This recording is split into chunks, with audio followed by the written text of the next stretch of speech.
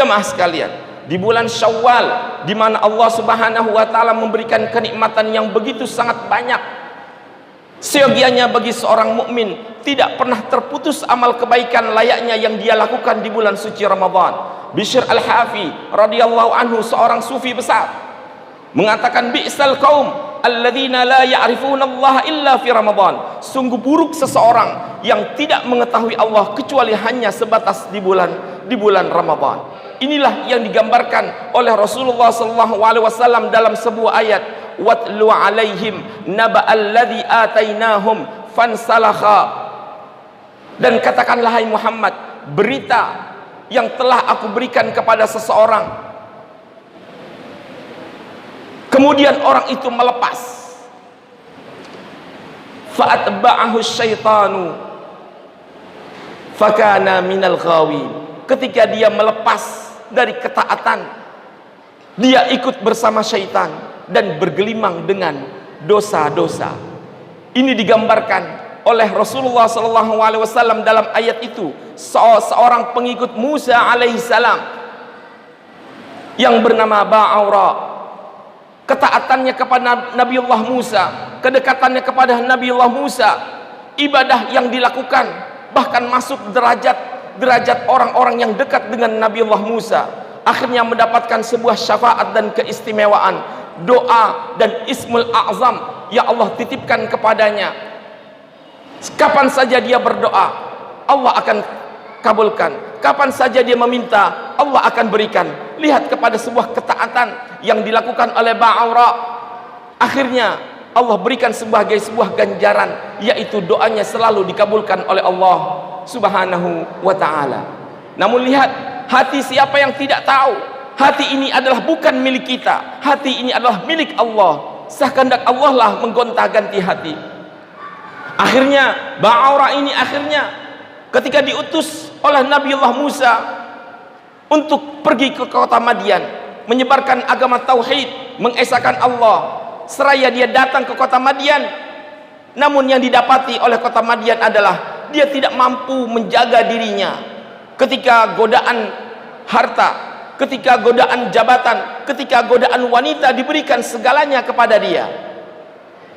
Hatinya pun akhirnya luluh.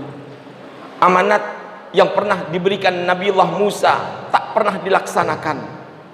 Akhirnya bergelimang dengan harta, bergelimang dengan dosa, bergelimang dengan jabatan dan wanita.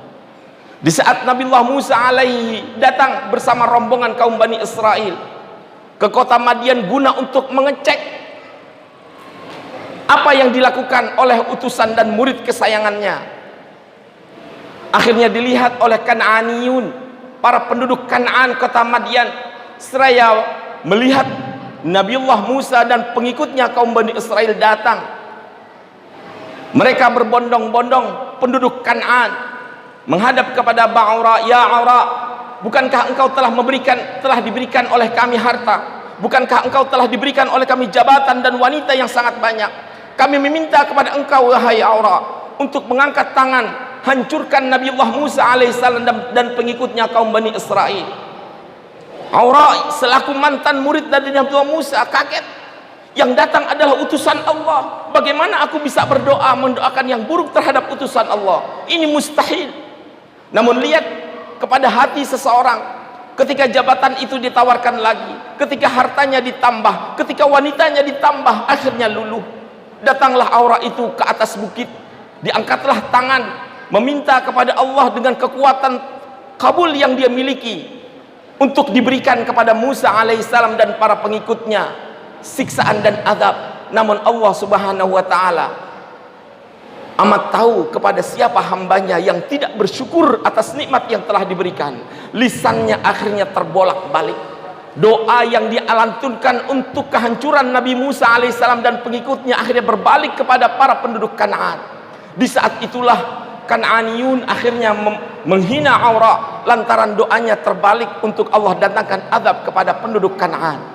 Akhirnya otaknya yang licik, syaitan yang telah menguasai Aura untuk bisa menghancurkan Nabiullah Musa alaihissalam, berputarlah, digunakanlah wanita-wanita Kan'an untuk dijadikan sebagai pancingan. karena dia tahu persis bahwasanya kelemahan Bani Israel adalah seorang wanita. Digambarkanlah wanita-wanita itu, dihiasilah wanita-wanita itu yang sangat cantik untuk dipertontonkan kepada mereka dan dilakukan perzinahan.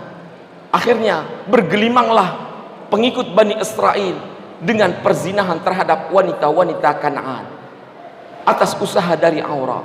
Akhirnya Allah Subhanahu wa taala atas penyelewengan yang dilakukan oleh kaum Bani Israel, Allah turunkan ta'un, Allah turunkan wabah, sehingga dalam 1 detik yang mati pun akhirnya berjumlah 70.000. Jemaah sekalian, wala tamnun tastakthir, janganlah engkau Muhammad memberi untuk mengharapkan balasan yang banyak.